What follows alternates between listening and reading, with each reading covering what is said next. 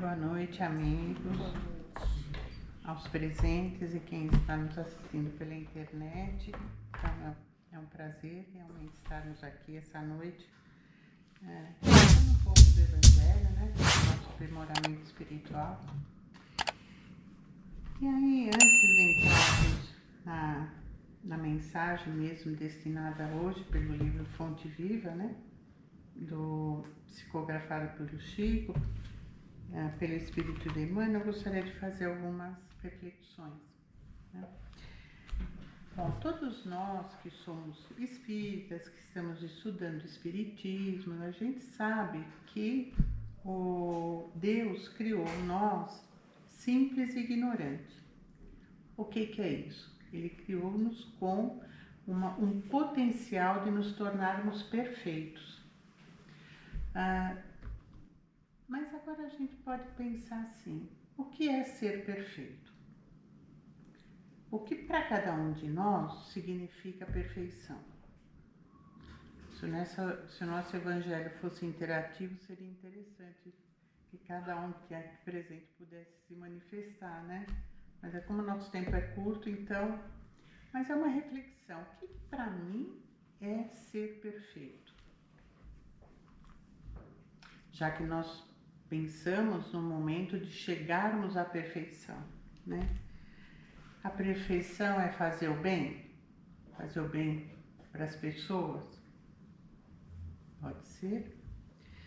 É nós nos conhecermos profundamente, né? Sabermos todas as nossas dificuldades, entendermos, procurarmos nos conhecermos bem no fundo da nossa alma.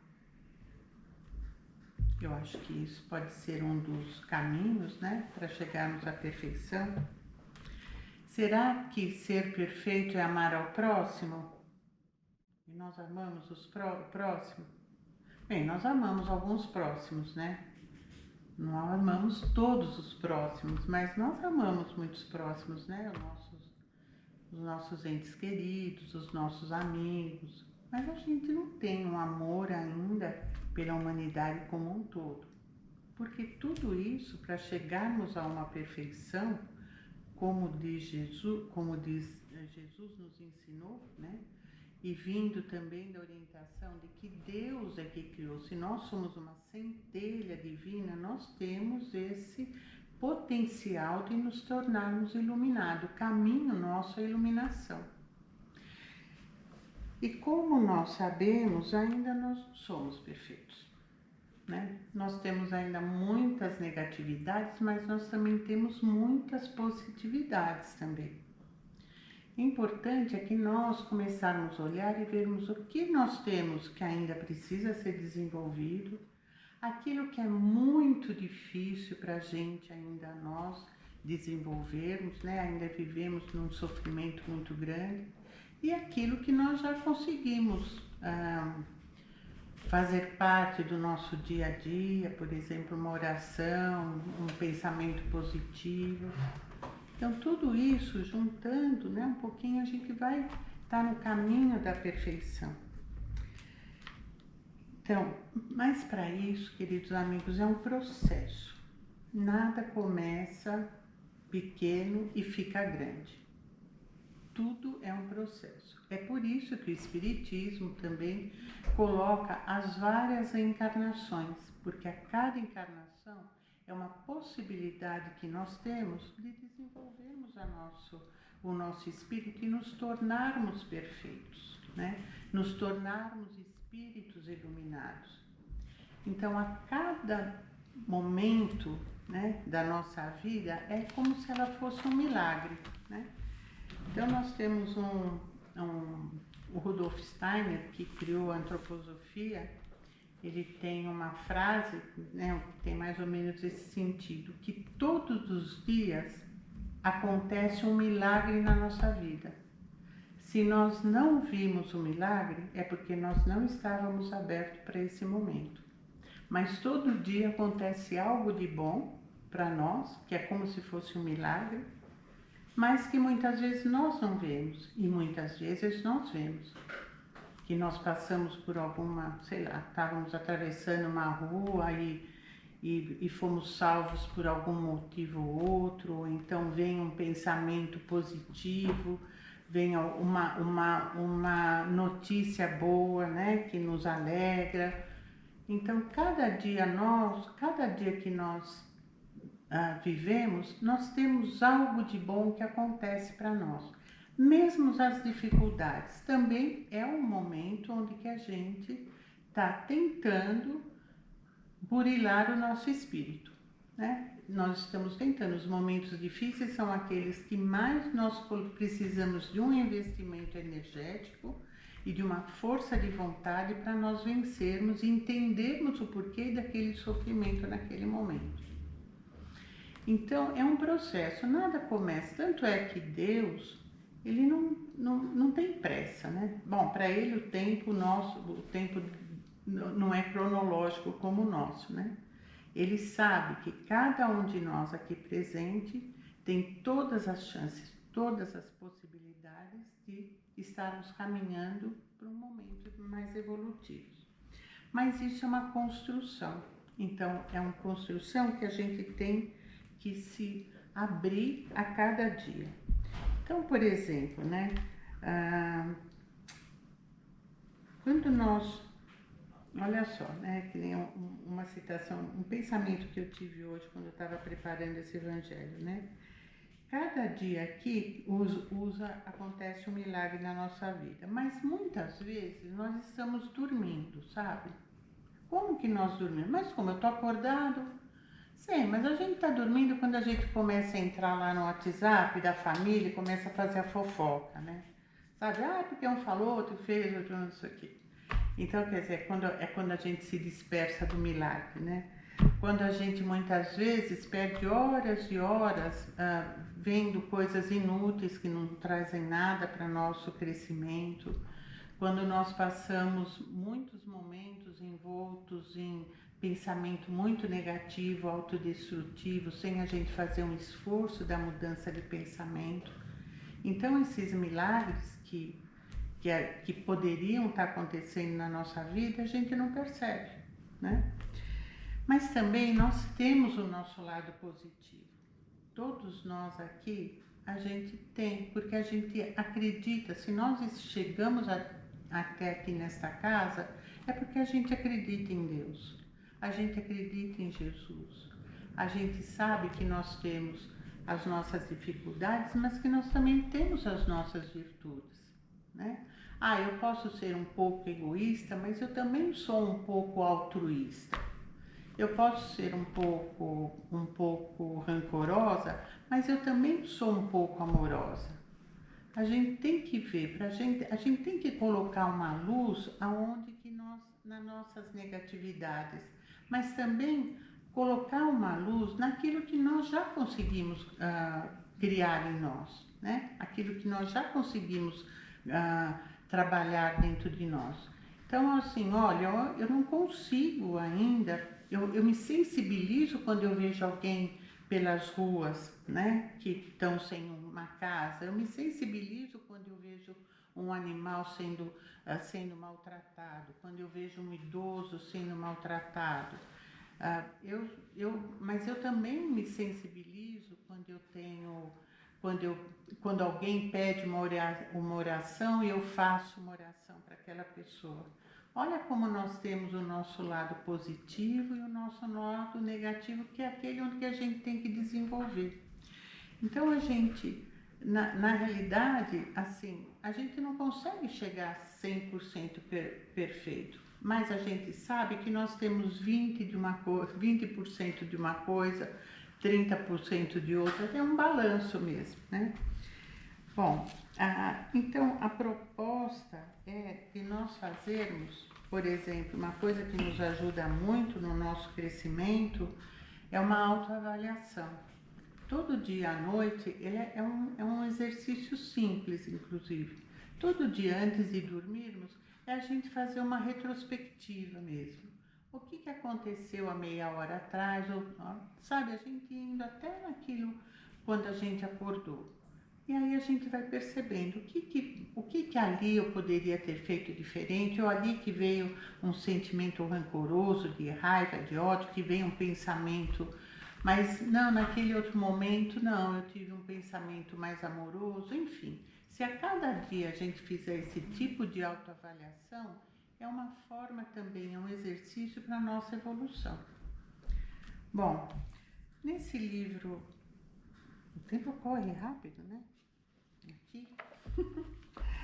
Nesse livro aqui de Os Prazeres da Alma, tem uma citação que eu achei tão bonita que eu gostaria de ler aqui para todos nós, né?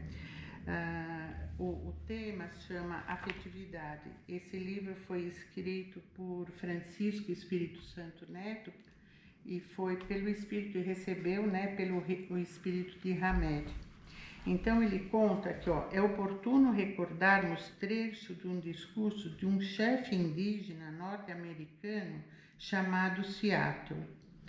Tudo, então, a citação desse indígena, né?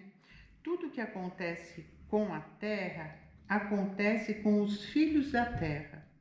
O homem não tece a teia da vida, ele é apenas um fio.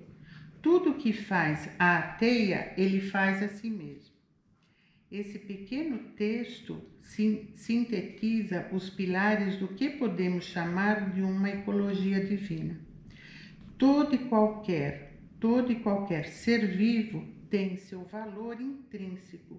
Seres humanos, somente um dos fios da imensa seara desse elo da vida.